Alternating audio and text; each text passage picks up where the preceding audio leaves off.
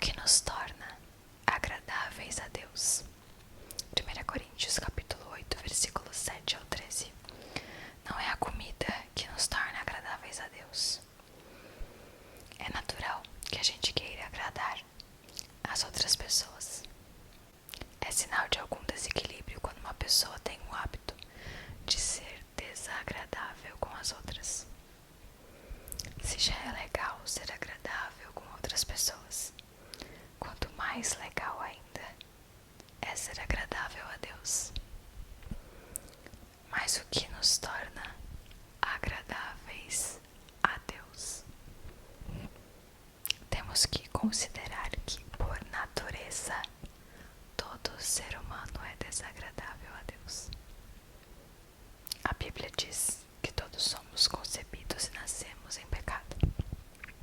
Somos merecedores do justo castigo de Deus, a eterna condenação. Por isso precisamos de um jeito de sair dessa condição.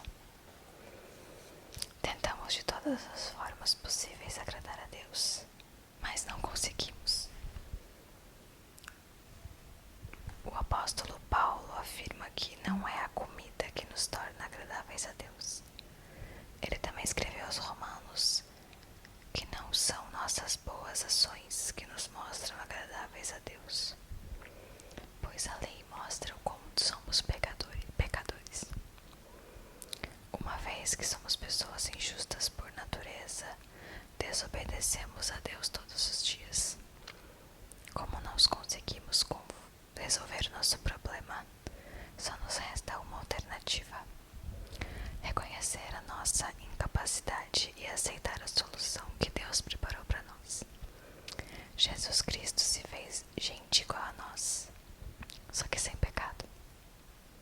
Ele cumpriu toda a lei de Deus por nós e pagou com seu sangue derramado na cruz por todas as nossas ofensas e pecados. Assim ele abriu a porta do paraíso para nós. Deus nos torna agradáveis a Ele em Jesus Cristo. Em gratidão, procuramos ser agradáveis ao nosso próximo. Vocês sabem que eu sempre faço a leitura e daí eu dou uma interpretada. Tem coisas aqui que, lendo fora de contexto, ficam bem estranhas. Mas vamos lá.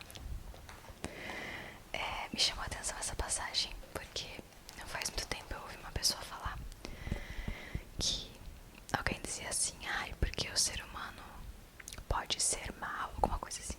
E daí era uma pessoa muito religiosa, ela disse assim: não, todo ser humano é mau. Todo ser humano tem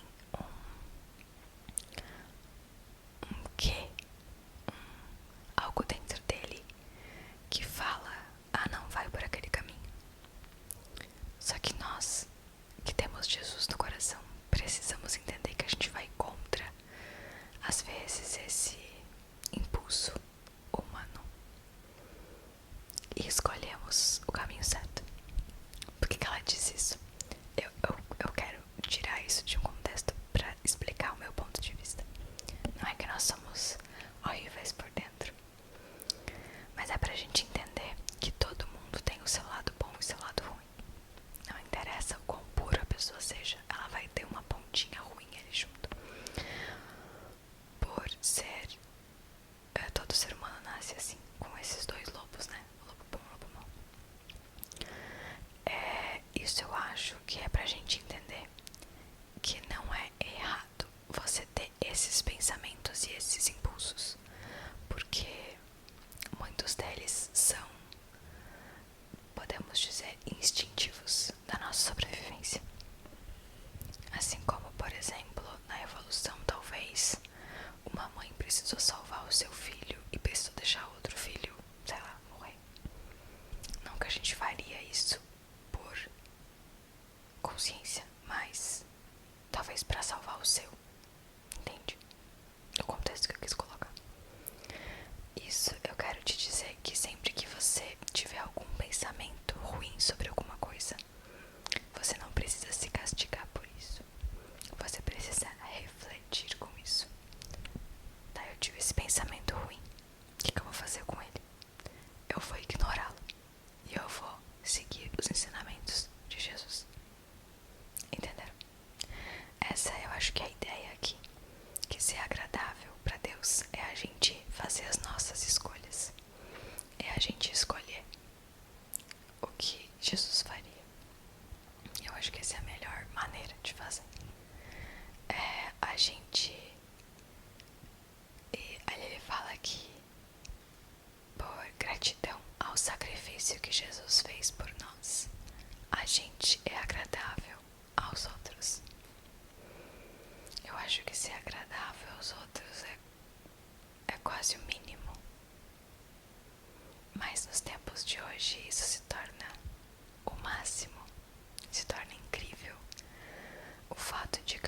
pessoas são agradáveis às outras.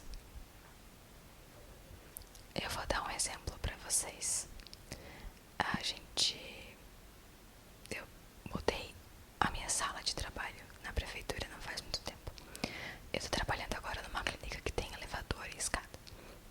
Eu atendi uma senhora que é muito obesa. Ela tá passando por um retorno comigo.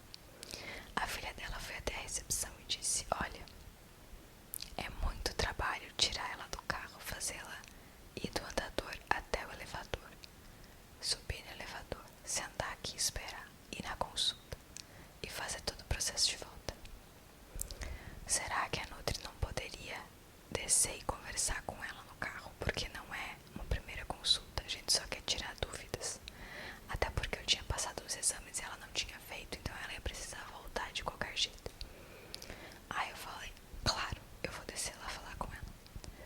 E a recepcionista ficou me olhando assim, tipo: você vai descer? Você tem certeza? Tipo, não achando ruim, ela tava achando o máximo o que eu ia fazer, mas de ser algo tão distante do que ela estava acostumada.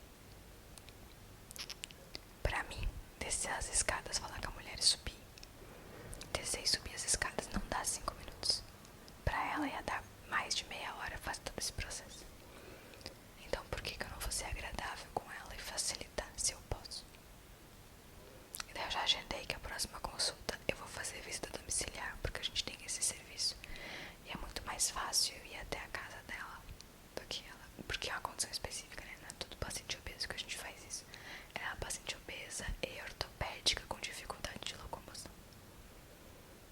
Então entende como hoje em dia o ser agradável é algo tão raro, mas tão necessário, que a gente possa entender que a gente pode sim ter impulsos negativos desde que a gente não siga. Que talvez do ser humano pensa coisas que a gente não gostaria, mas é só a gente ignorar e não seguir elas. E que sempre que você tiver dúvida do que fazer, você se pergunta o que Jesus faria.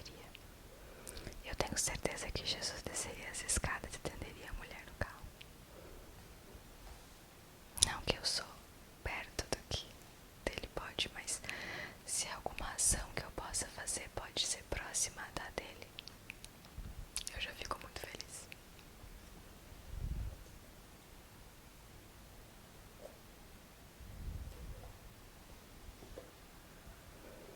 Eu queria achar um salmo para ler.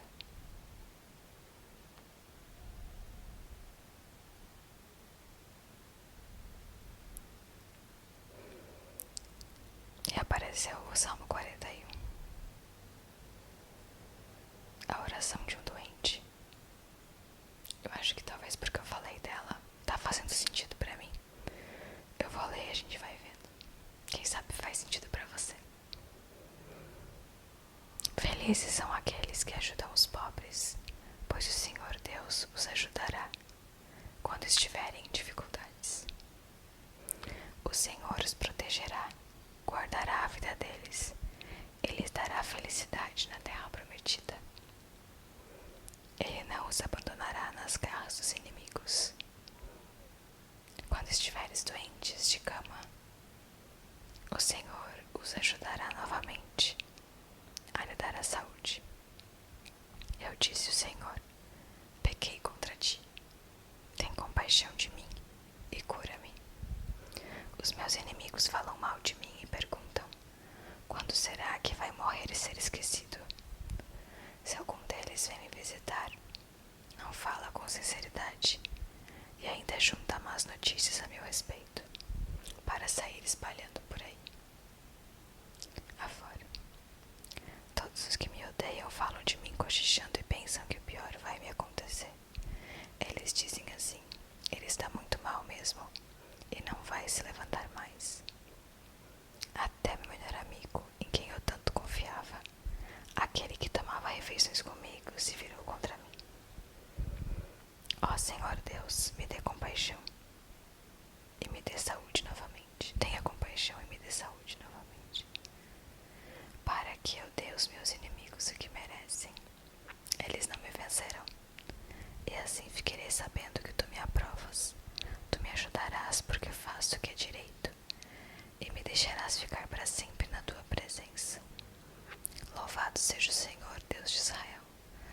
louvado seja agora e sempre. Amém, amém. Eu até falei num dia aconselhando que eu tive um paciente agora em visita domiciliar, que ele era amigo do meu pai, eu conheci ele a vida inteira. Ele já estava em tratamento paliativo. A gente já estava cuidando dele só pro bem-estar. A gente sabia que ele iria partir a qualquer momento. A doença estava muito avançada. Eu encontrei o filho dele. E tinha muita gente falando, ai, que triste, né, assim. Mas eu disse, olha, conhecendo ele a vida toda, conhecendo ele agora, né, vendo ele agora, eu te digo que não é essa imagem que tu tem que levar dele. E que na nossa vida o que mais vale é o exemplo que a gente deixa. Ele era uma pessoa muito alegre. E é essa lembrança que a gente tem que ficar dele. É a homenagem de ter sido uma pessoa resiliente, de ter lutado. Ele teve um problema de saúde e lutou contra isso e era super feliz mesmo com isso. E isso nos ensina que a gente tem que aproveitar o melhor da vida. E é assim que ele vai ser lembrado.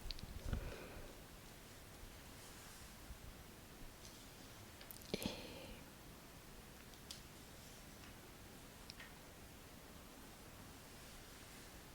eu quero achar um hino pra cantar com vocês.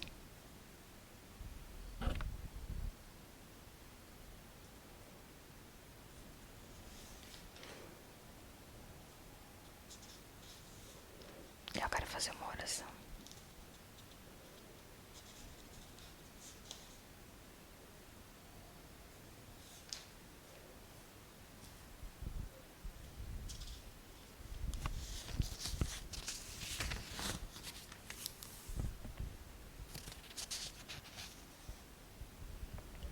Eu achei, Deus é castelo forte e bom. Eu vou primeiro fazer uma oração e a gente canta ele depois. Você pode fechar os olhos comigo, você pode só ouvir. Pai, eu quero te agradecer. Eu quero te agradecer por todas as bênçãos que o Senhor tem derramado na minha vida. Pela minha saúde, pelos meus amigos, pela minha família, pela minha casa, por eu ter um teto na minha cabeça. E quando a gente passa por situações em que a gente vê que as pessoas perderam tudo, nos dá ainda mais força para agradecer tudo que ainda nós temos. Que nós possamos mandar energia positiva para essas pessoas. Ao mesmo tempo que podemos sentir mais gratidão ainda por tudo que nós temos. Que o Senhor nos dê saúde. E que se acaso ela nos faltar algum dia, que o Senhor nos dê fé para lutar contra a doença. Que o Senhor nos dê a força. Que o Senhor nos mantenha de pé. Porque enquanto nós temos a tua fé, nada nos abala. Enquanto nós temos a tua fé, nós somos muralha, nós somos castelo forte e bom. Porque Deus é castelo forte e bom. Enquanto nós temos o Senhor na nossa vida, nós alcançamos tudo. Que o Senhor nos faça também de instrumento para divulgar a tua palavra, para passar o teu maior ensinamento, que é amar uns aos outros assim como o Senhor nos amou. E que a gente possa levar isso para nossa vida e também sejamos agradáveis uns aos outros. Amém.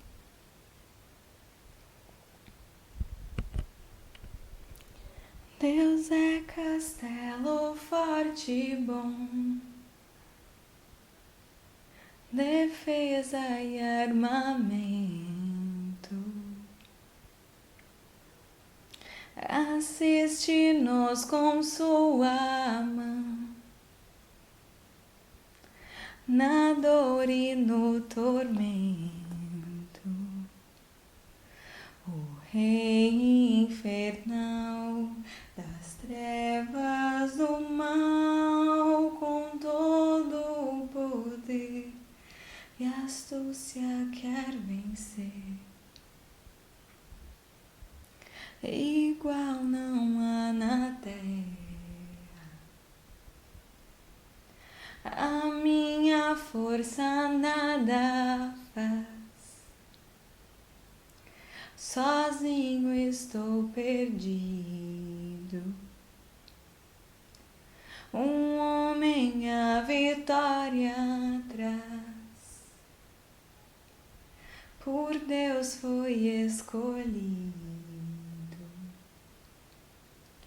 Quem trouxe essa luz foi Cristo Jesus, o eterno Senhor.